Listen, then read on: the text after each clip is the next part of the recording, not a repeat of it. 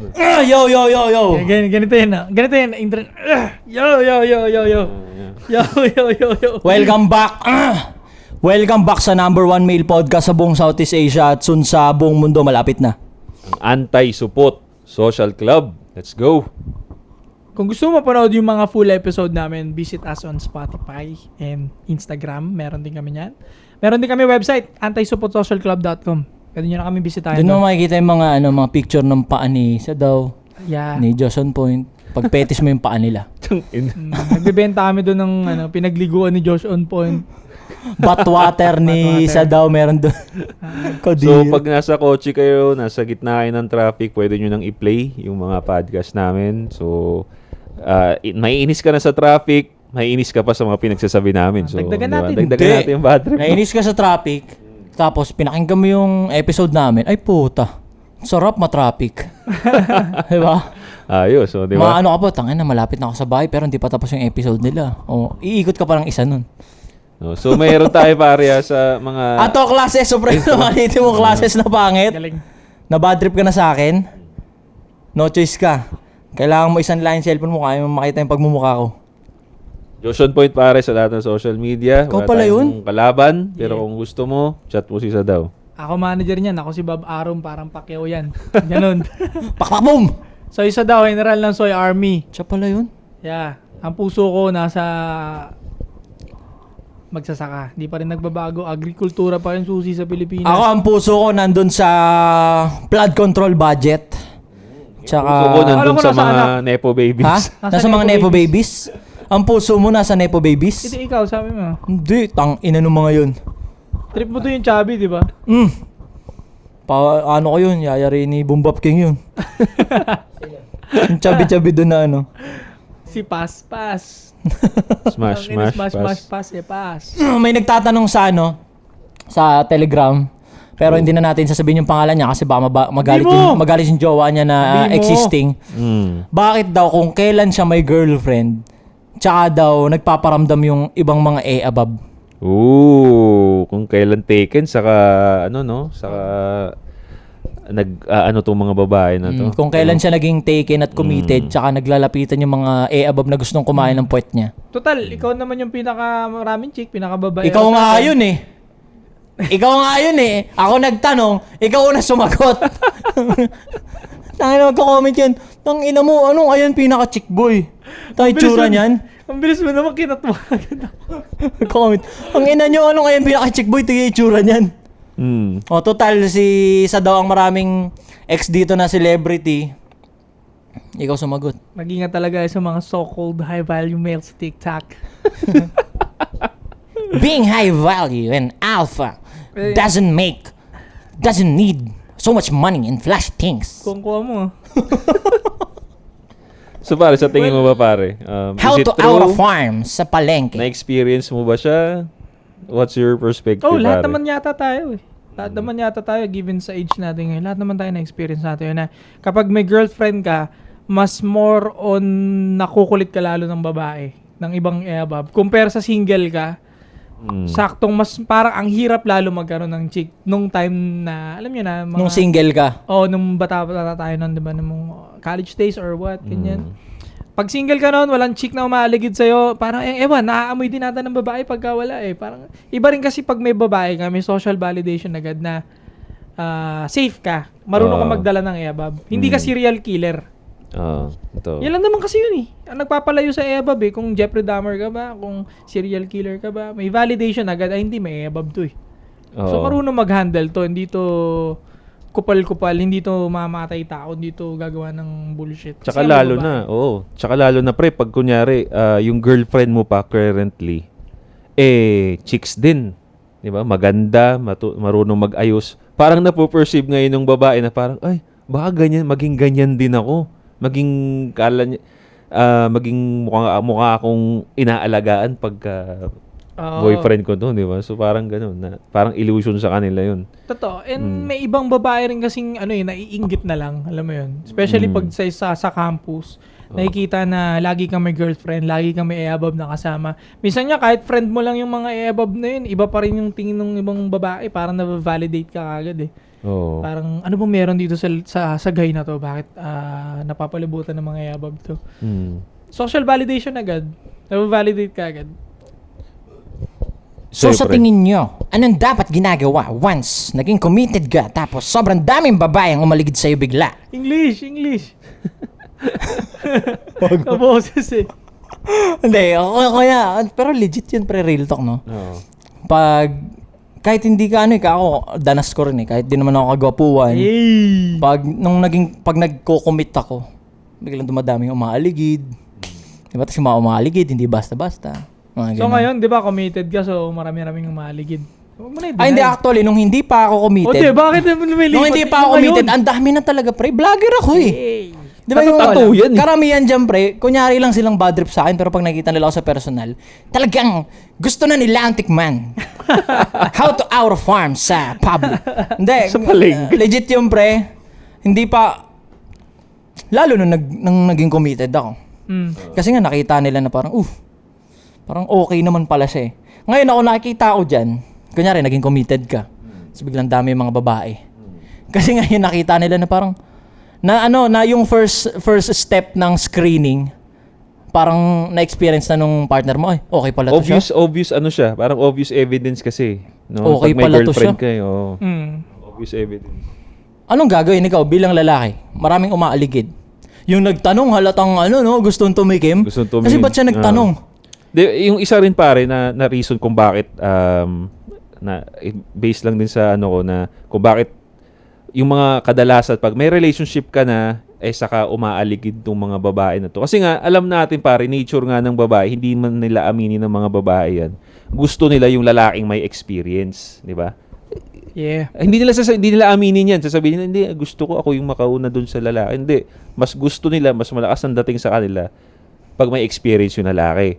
Now, kaya mas umaaligid sila dun sa may asawa na, may girlfriend na because that's the obvious evidence na may experience ka na eh. Di ba? Kitang-kita, ay may girlfriend na to, may boyfriend.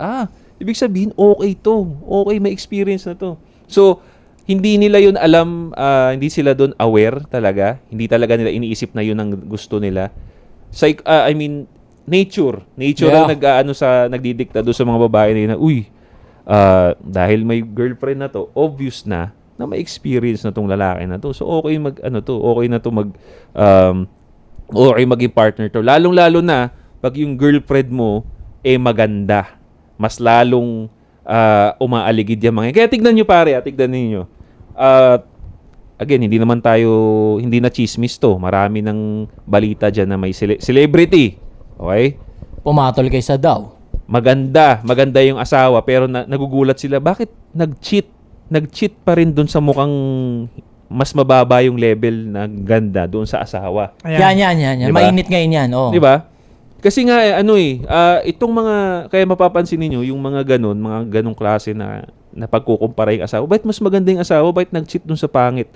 Ito kasing mga hindi nga ganun ka gaganda, napuportray nila na gaganda sila doon, magiging ganun yung itsura nila pag itong lalaki na to ang umalaga sa akin. Appreciation. Oo, parang diba, ganun kumbaga, pagpasok nung saktong babae lang sa eksena, ngayon si lalaki, mafe-feel niya na mas na-appreciate siya. Appreciation din yan. Tama, Kasi yung totoo lalaki, rin. yun lang naman gusto ng lalaki, ma-recognize eh. Mm. Ma-appreciate eh. Tas yung long term kasi, na kadalasan parang nadidisregard. Sanay na. Ngayon si lalaki, ngayon artista yun, di ba? Issue ngayon artista. Yung lalaki, pumatol dun sa mas tingap kasi yung tingap na yun siguro mas Maalaga. nabavalue niya. Mas nabavalue sumusubo. niya. Ganun. Yeah. Mas sumusubo. So, yun yung game. Yun yung game minsan nung mga nung mga umaaligid, yung gustong kumabit. Alam nila na pagka asawa na nga or girlfriend, medyo tinatamad ng sumubo. Ang game ng mga gustong kumabit, talagang subo talaga lahat. Pre, ganun yung game nila. Gawk talaga. Gawk 3,000. 3,000. Papakita talaga yung mga subong pang PGT. Kaya papansinin niyo yung mga committed na lalaki, 'di ba, nasa may asawa na sila, ganyan. Nangyayari na nagkakaroon sila ng kabit na babae, boybembang. Minsan kahit aware naman yung kabit, pumapatol pa rin. Ayun nga, bro. 'Di ba? Obvious yun. Obvious na. Bakit kaya laging ganun? Alam naman nilang may asawa, bakit willing pa rin sila? Kasi nga, you're the price na pag may girlfriend ka, yun na yun eh. You're the Oo. price. Oh. Tuloy mo, bro. Mas mas marami yung bilang nung ganun na lalaki na may kabit compare sa babae yung may kabit na lalaki. 'Di ba? Mas marami, parang mas common. Oo, common, pare. Kasi nga sobrang validated na, especially pag may anak ka tapos financially well off ka pa, Yeah. okay naman. Mm. So, Ay, talagang lakas ganun ng talaga dating. nangyayari. Willing talaga sila, pare. Kasi nga, yun na nga, yung girlfriend mo is an obvious evidence na okay ka naka-partner. Kaya yan, nandyan na yung inggit nila, papasok na yung inggit, envy, na parang, gusto ko rin ng ganitong treatment. Kaya willing ako magpakabit. Basta makuha ko lang yung ganong klaseng Low IQ, no? Low IQ. Kaya I suggest sa mga lalaki dyan na kung gusto nyo na mag-chick na maraming chick talaga, dapat meron ka pa rin chick na umaaligid sa'yo. Main. Hindi That mawawala. meron kang main, no? Main, pwede, oo. Pero basta para sa akin at least hindi ka ma-zero man lang kahit papaano. Pero make sure mo rin na hindi siya sagabal sa mga ginagawa mo, na hindi ka na-delay kasi nga malakas din makapang-delay ang chick kapag hindi mo alam kung paano ilagay sa tama sila. Paano mo sila ipoposisyon sa life mo. Malakas sila makadelay talaga at malakas makakain ng gasolina sa resources mo, everything. So make sure mo lang na add value siya sa buhay mo at hindi burden. So yun lang. Ito. Wala naman ako against sa pang-chichik na mga lalaki nowadays. Basta wag mo lang ikasisira ng buhay mo. Go lang, manchik ka kasi nature naman na yan eh. Oo. 'Di ba?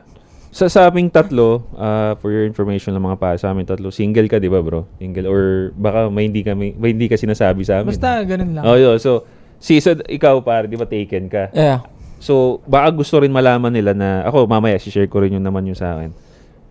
Bilang taken ka, and hindi naman imposible na may mga umaaligid sa'yo. Sobrang dami, Paano mo pre. ina-handle yun, pare? Paano mo ina-handle Ang ina, pogi problems, tol. Shit. Sobrang dami, pre. Mm. Yung iba, mga famous din talaga. Mm. Paano Legit to, hinahandle? guys. So, paano mo Legit to, siya guys. ina-handle? Sa akin, pre, yung ginagawa ko dun, mas nagfo-focus ako dun sa partner ko. Mas nagfo-focus ako dun kasi kasi pre, Hindi naniniwala si Sadaw. ang validation na kinukuha ko nun yung sa yung sa creator na eh. Binigyan niya ako. Siyempre nanonood si Wada. Hindi nanonood yun. Ayaw nun dito sa podcast natin. 'Di ba? Walang babae may gusto nitong podcast natin. Ako, Hindi, Esme niya nanonood eh. Esme Suportado. nanonood. sa akin, Uy. pre, para sa akin kasi jump pack yun si Wada eh. Hindi pandak yun, matalino, masipag. Palu talaga, jump pack talaga. Mega parang tumama sa loto. Ngayon sa akin, mas nagfo-focus ako sa kanya. Yung mga umaaligid sa akin, disregard yan. Hindi disregard ko yan. Papakita ko sa mundo, papakita ko kay GOD na kung anong binigay mo sa akin, mas papahalagahan ko. Kasi ako naniniwala ako sa kahit babae pa yan or kung ano man na binigay sa'yo ni GOD, pag pinakita mo sa kanya na lintik mong pahalagahan. Okay. So, gusto ko i-point Oh, out hindi to ka ba? So, kay Ato, ang pumipigil sa kanya na pansinin yung mga chika bebes is religion. Hindi si God. religio, God Almighty ang aking Ayun. Panginoon. So, Yeah. number 1 point yun. Point 1 yun, ha? So, yun. So, go. Go Yeah. ahead, pare. Si God. Pangalawa, personal na preference. Para sa akin, dahil bilang lalaki naniniwala ako na burat natin ng premyo, hindi siya pwedeng basta-basta. Kumbaga ito yung sangkap eh. Hindi siya pwedeng dumampi sa kung sino-sino lang na, sino ka ba? O kahit ano ka pa, basta wala ka namang naging ambag sa akin, hindi mo makuha ang sangkap. Ngayon, pangalawa ko yun, tayong mga lalaki yung premyo, so hindi natin pwede basta-basta isaw-saw itong burat natin kung kani-kanino. Pangatlo, personal, ayoko lang. Parang okay na ako sa, hindi okay na. Okay ako sa isa. Kasi magko-connect tayo sa sinabi ni Sadaw. Minsan kasi, maganda nga yan, chick na yan, tempting, but mamaya kasi sakit lang din sa ulo eh. Alam mo yung okay naman tong relationship ko, di ba? Wala naman ako hinahanap na iba. Yeah. So, yun, in my perspective din, no, bilang ako, kasal na ako, hindi ko masasabing merong mga umaaligid. Kasi ang isa sa, kung si Ato, ang distraction niya or para hindi niya mapansin yung mga yun, or isang factor kaya hindi niya nadidisregard niya na yung mga babae, si God nga.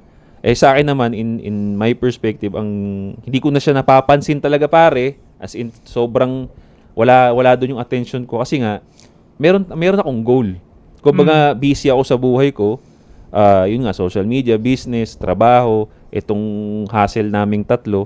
So, nawawala na ako ng oras dun sa mga ganyang klaseng distraction. Kasi para sa akin, meron naman ako, tapos naman na ako dun sa ganyang kalokohan.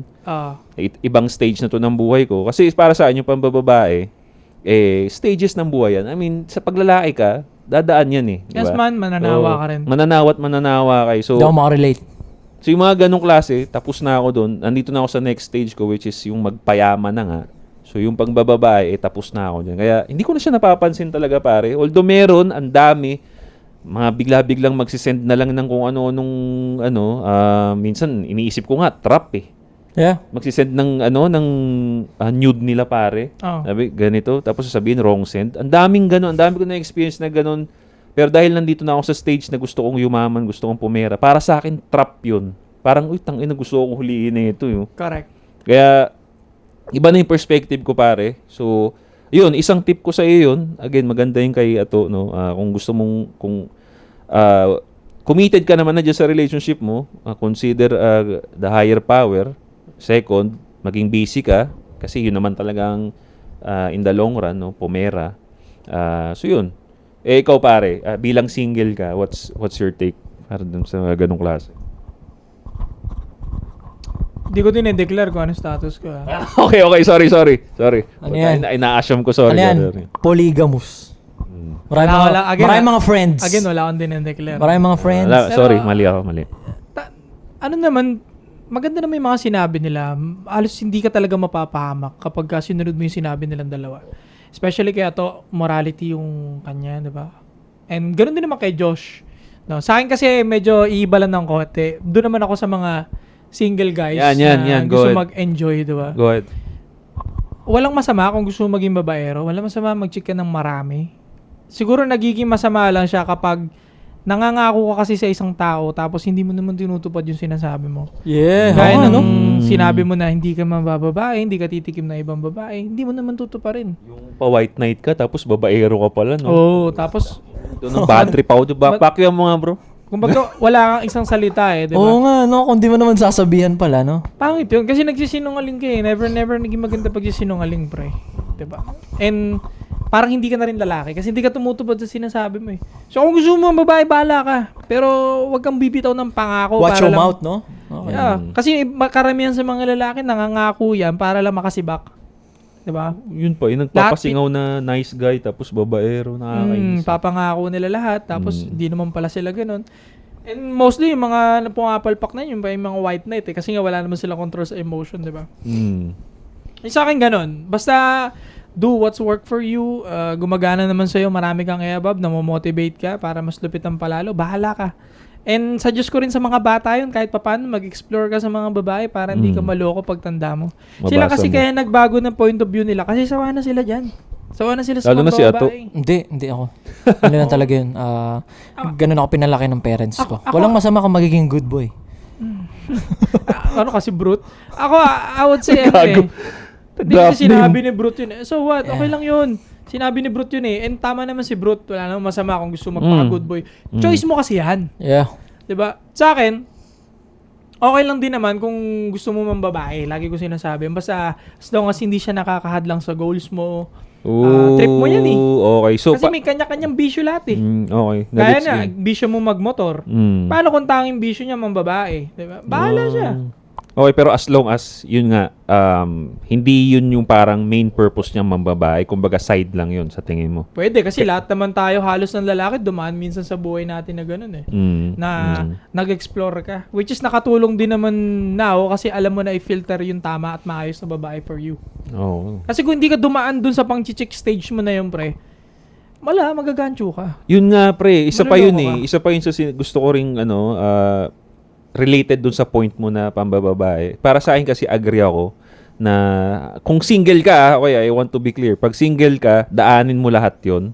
Para pagka committed ka na, may nakita ka ng babae na chinik lahat ng boxes mo, parang okay ka na, solve ka na. Tapos ka na eh. Kasi ang problema sa iba pang mga kalalakihan dyan na hindi muna nag-try ng iba't ibang babae, mga kumbaga parang nag-stick sila sa kung ano lang tong choice nila na to. Nag-stick lang sila dun sa isa na and then, again, wala namang mali dun, pero ang problema, once kinasal na sila, sa kanila tuloy iniisip na, uy, tangina, parang nabigla ata ako sa desisyon ko. Dapat pala, Correct. dapat ng babae muna ako. Saan doon sila ng babae pagkakasal na sila.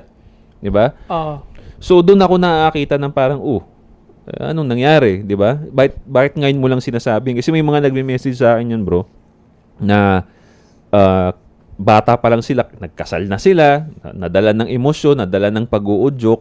Ngayon, pagdating doon sa kasal na sila, mahirap nang umalis, saka nagsisisi, puta, dati hindi ko pa na-enjoy yung ano ko. So, yun yung mga Kasi ganito yan may 2 puno ng mansanas. Halimbawa, yung isang puno ng mansanas, maraming iba't ibang klaseng flavor ng mansanas o iba't ibang klase na lang halimbawa. Pero yung isang puno, isa lang yung tanging mansanas sa binubunga niya. Paano mo masasabing the best na mansanas tong nasa'yo? Kung hindi mo pa naman natikman yung iba't ibang flavor ng mansanas sa buong mundo. No. Tama. Diba? O Tama. kahit doon na lang sa 2 puno halimbawa paano mo nasabing the best yung puno mo ng mansanas? Kung yung kabilang puno dyan, Katawa-tawa, bro. ibang flavor yon. So, yun nga, related doon sa kasal, hindi mo masasabing the best chick mo na kagad to. Kasi hindi ka pa nag-explore Hindi pa nag-i-explore, pare. unlike sa inyo na dumaan na kayo sa iba't ibang ebab, alam nyo yung iba't ibang ugali. I approach approximately 500 women. Pero wala Yun akong pala pake. yun, pare. Yes. Baka naman yung approach mo sa ebab, pabili. Hindi counted yun. Subscribe pabili, mo ako. Hindi approach yun. Tanginang yan. Kaya para sa Pabili. akin, bro, kung lalaki ka pare, hanggat sa tingin mo hindi ka pa ready magpakasal, huwag ka magpapakasal, bro. Ako, this is coming from a guy na married, di ba? Kasi ako, nagpakasal na ako, anong edad ko na? 31, 32. Which is, Damn! ha? Pero, Tanginang yan. Yung kay Kevin Hart, tangina, 50 plus yun, pre. Ay! 50 plus yun. damn! Damn! No, I said, damn. Damn. 31 ka nagpakasal, Zob? Ha? 31? 31, parang. Damn! So, tangina. Parang ang layo na yung edad ng puta. Ayun nga, bro. Pero, paano kung ang follow-up kasi, yung Yeah. girlfriend ko kasi, 7 years na kami, kinukulit niya na ako hindi. Huwag kayo. Bakit siya yung masusunod? Yan ang pinaka-mali na gagawin mo bilang lalaki. Yung magpa-pressure, magpakasal because of pressure. Iiwanan niya daw Very ako wrong move yun, bro. Very Iiwanan wrong niya move. daw ako pag di pa ako magpakasal. Iwan mo. Nakakatakot. Iwan mo, pare. Iwan mo kung ganun. Pag pinipressure kayo, pare, pagsisisihan yun. As in, bro, pagsisisihan yun. Kunyari, nagpakasal ka dahil pinipilit ka lang nung kaibigan mo, mama mo, pinipressure ka na, anak, Yeah. matanda na ako, kailangan ko na ng apo. Tapos, ganun ba, Nay? O sige, pakasal na nga ako. Ano yun people pleasing yun. Lahat ng galaw Yeah. na may na involved na nagpi-please ka ng ibang tao at hindi sarili mo, wrong choice yun. Laging wrong choice yun, pare. Kailangan sarili mo yung isipin mo, pare, pagdating sa ganyang bagay. Kasi tatandaan ninyo, kasal, hindi yan mag-boyfriend-girlfriend na pwede kang umalis kahit kailan. Maproseso yan, bro. Di yan Maproseso basta tuta lang na dumating Oo. ka. Kayo, pre, nung kinasal Responsibilities kayo, pre, parang decision niyo parehas. Decision ko. Decision ko, pare. yan. Decision ko Saka yun. madagdag ko lang dito sa sinabi mo, paano pag pinipilit ka ng babae, pinipressure ka, hindi ba mas red flag nga yun pag ganun yung babae sa'yo? Oo, pre. Sa akin, mas red flag yun. Ba't mo ako pinangungunahan? If you really respect me as a man, shut the fuck up, hintayin mo. Darating yung financial clock natin dyan. The more na pinipilit mo ko, the more na red flag ka sa mata ko. Yeah. Kasi Ay, anong behind of it? Bakit ka makulit ngayon? Ba't ka namimilit? Kaduda-duda ka. Oo. Dahil 7 years na tayo, so fucking what? Oo. Kung hindi pa natin naaabot yung financial freedom na gusto natin bakit mo ako pipilitin? Mas lalong hindi kita pakakasalan, baka hiwalayan pa kita on the Actually, spot bro, no, nakakatakot. o yung Oo, mga biglang namimilit, baka may naka one night napapaisip ako stand kasi. Yun.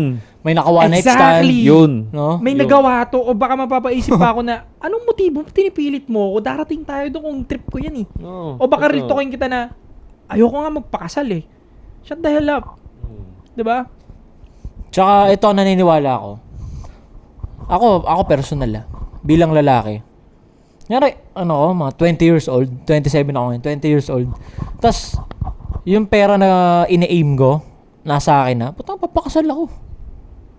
Sa madaling sabi, pera lang ang umaano sa akin. Pera ang Pipigil sa'yo. numero uno. Wise yun. Wala akong nakikitang mali doon kasi Yun nga eh, pagiging kasal kasi bre, ano yan eh, malaking responsibilidad yan, di ba? At dagdag responsibilidad yan, dagdag respeto yan. Kung wala kayo nung yung foundation ng pagiging lalaki, pera, wise, yun nga, pera, wise, strength, physical strength. Yung kasal na yun, walang kwentang kasal yun para sa Ang akin. daming nagagalit dyan sa part na yan. Especially sa'yo. Di ba kinontent ka pa nung isa? Oo. Kasi nga, kasal ka daw. Anong sabi Ako niya? kasi hindi pa rin magbabago stance ko dati pa rin, di ba? Na, yan ang gusto mo eh. Oo. Kaya mo naman pangatawanan. Choice ko So to eh. be it. Oh, choice ko to. Lagi nga nila sinasabi, paano pagka...